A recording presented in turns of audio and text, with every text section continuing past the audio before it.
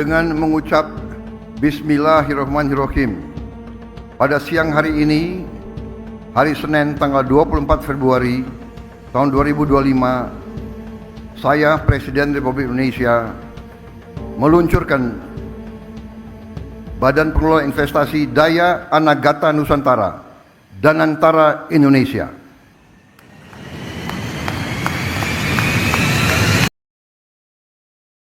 Pada tanggal 24 Februari 2025, Presiden Prabowo Subianto resmi meluncurkan Badan Pengelola Investasi Danantara yang mempunyai kepanjangan Daya Anagata Nusantara.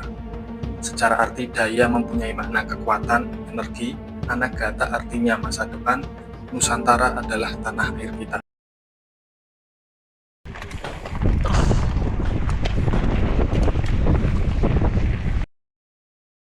Danantara merupakan lembaga investasi milik pemerintah Indonesia yang berbentuk Sovereign Wealth Fund (SWF).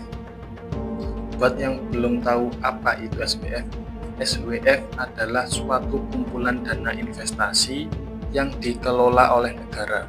Kumpulan dana ini bisa diinvestasikan ke sektor real atau finansial seperti saham, obligasi, real estate, logam mulia, atau dalam investasi alternatif seperti dana ekuitas swasta atau dana lindung nilai.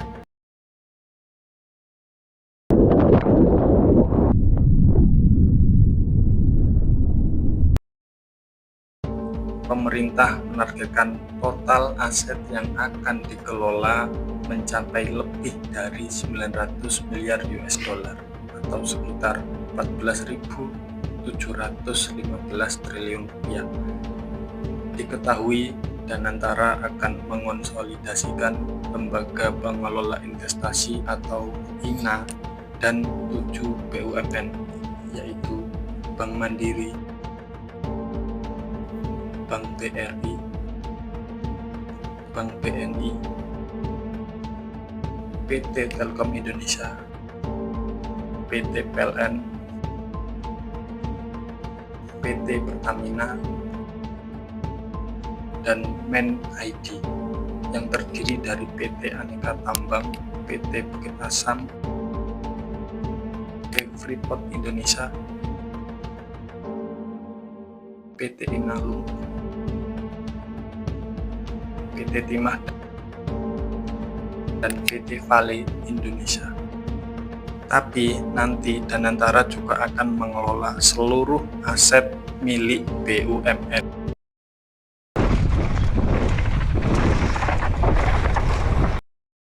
Pada tahap awal, investasi Danantara mencapai 20 miliar US dollar atau sekitar 326 triliun. Dana ini bersumber dari efisiensi APBN tahun 2025. Jumlah tersebut ditargetkan akan meningkat menjadi 982 miliar dolar, sehingga menjadikan Danantara sebagai SWF terbesar nomor 4 di dunia.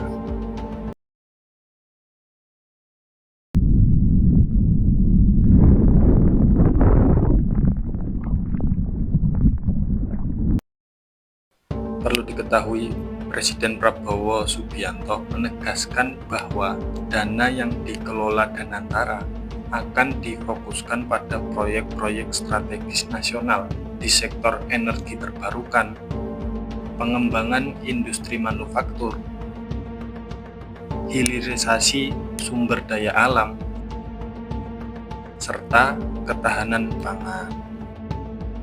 Targetnya, investasi ini dapat berkontribusi terhadap pertumbuhan ekonomi nasional hingga mencapai 8% per tahun.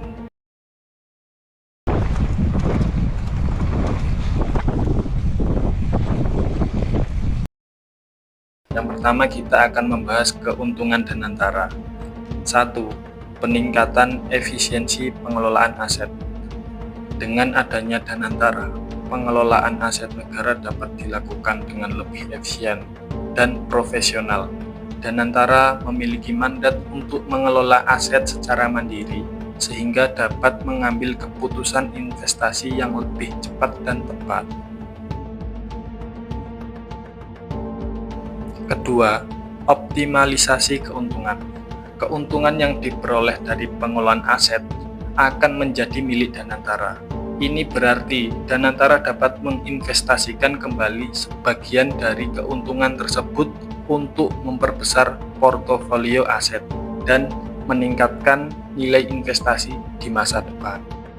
3. Penguatan keuangan negara.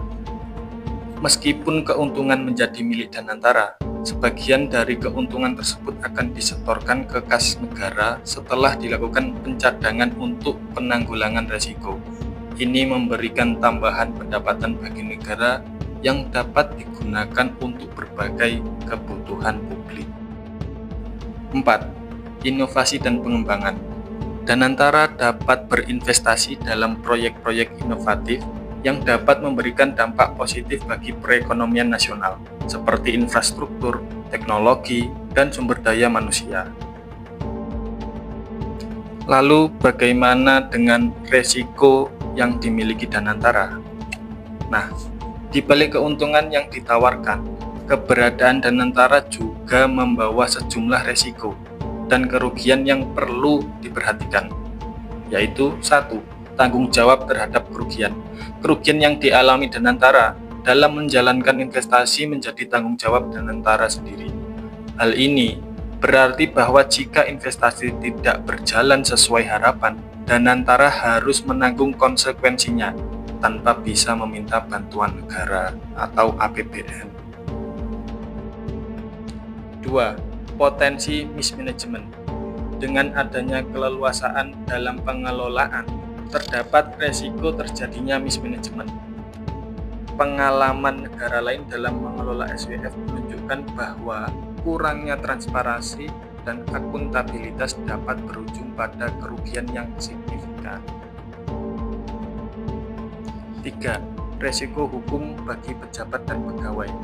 Pejabat dan pegawai Danantara tidak dapat dimintai pertanggungjawaban hukum atas kerugian kecuali ada bukti kesalahan, kelalaian, atau benturan kepentingan.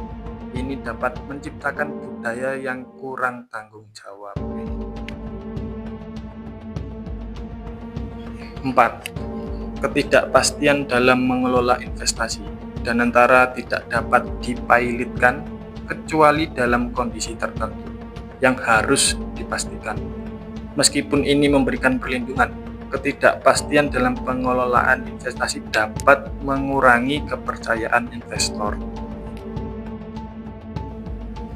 Secara keseluruhan, sistem yang diterapkan dalam Danantara dirancang untuk memberikan keleluasaan dalam pengelolaan investasi sambil memisahkan risiko keuangannya dari kerugian negara. Meskipun demikian, transparansi dan akuntabilitas tetap menjadi kunci keberhasilan Danantara dalam mengelola aset negara yang sangat besar, yakni 900 miliar US dollar atau 14.715 triliun rupiah.